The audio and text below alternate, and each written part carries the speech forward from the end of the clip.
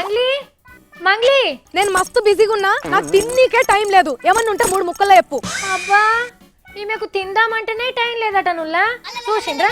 మంగ్లీ మంగ్లీ సావిత్రి నన్ను డిస్టర్బ్ చేయ కాగు. ఏమన్నా ఉంటే పొద్దుకినాక మాట్లాడతా, నాకు టైం అవుతుంది. నిన్నటిదాకా మంచిగానే ఉండే, ఈమె గిప్పటిదిగిప్పుడే గంత బిజీ ఎట్లయిందబ్బా? ఇగో నేను కొత్త బిజినెస్ మొదలు పెడతానా, దెబ్బకి నా చేతిలో లక్షల కోట్లు పడతాయి, అప్పుడు చూస్తా. ఇక అబ్బా గంత టక్కన లచ్చలచ్చే బిజినెస్ ఏందమ్మో? ఈ ఆవులు ఏడ కనిపిస్తలేదురా నాయన.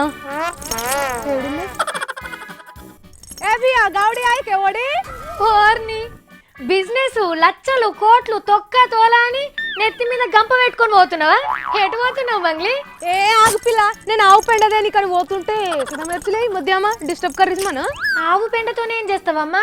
గోడకు పిడకలు కొట్టుకుంటావా? అబ్బా మస్తు చెప్పినావు పో. పిడకలు కొట్టి నీకే పెండదేని కానీ పోతున్నా. ఏదో బిజినెస్ చేస్తా అని చెప్పి ఆవులు పెండ పిడకలు అంటున్నావేంది? అరే అదేదో కంపెనీ వాళ్ళు పిడకలు అమ్ముతుర్రంటే సావిత్రి ఇంటర్నెట్ లా మస్తు గిరాక్ అవుతుందంట. గమ్మతున్నదబ్బా ముచ్చట. పిన్నీస్ నుండి పెద్ద పెద్ద కార్ల దాకా ఇంటర్నెట్ లో అమ్ముతారా నిన్న, కానీ గిదేందమ్మా కొత్తగా ఉంది. అవును, ఈ పిడకల్ని పూజలలో హోమాలలో మస్తు వాడుతుర్రట. పొట్టు పొట్టు పైసలంట సావిత్రి. అందుకే ఎవ్వరికి తెలియకుండా ఈ బిజినెస్ నేనే మొదలు పెట్టినా. అంటే ఊరంతా తిరిగి దొంగతనంగా పెండని తెచ్చి పిడకలు చేసి ఇంటర్నెట్ లో పెట్టి కంపెనీలకు పోటీ పడతావా? ఎస్, ఇక ఎక్కడ పెండ కనబడ్డా మెల్లిగా తట్టలో వేసుకుంటా. ఆగు సావిత్రి, ఆడ పెండ ఉన్నట్టుంది, ఆగు. అరే చూసిండ్రా, మంగ్లీకి ఊర్లో పెండ కనబడు కూడా పాపమే ఉన్నది కదా, టక్కన పోయి తట్టలు వేసుకుంటుంది చూడండి. నువ్వు కూడా కొలు విడిచిపెట్టి జల్దీ రా సావిత్రి. ఇద్దరం పార్ట్నర్షిప్ లా షెరో తట్ట పట్టుకొని పెండ ఎత్తుకొని వచ్చి పిడకలు కొట్టుకొని అమ్ముకుందాం. ఏంది నీతోని పెండ ఏర్నికి రావాలా? వద్దమ్మా, నా కొలువు నాకు మంచిగానే ఉన్నది.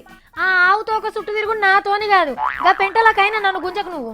ఎప్పో నీకు చెప్తాను చూడు, నా బుద్ధి తక్కువ. నువ్వు రాకు, నేను పోతున్నా. చూసిండ్రా రానుల్లా, కలికాలం కంప్యూటర్ కాలం అంటే నేను ఏమో అనుకున్నా, పిడకల్ని కూడా ఇంటర్నెట్ లో పెట్టామబట్టే. మరి మీ ఇంట్లో కూడా ఆవులుంటే పెండని జాగ్రత్తగా పెట్టుకోండి, ఆయన తెవలన్నా దొంగతనం చేయగల.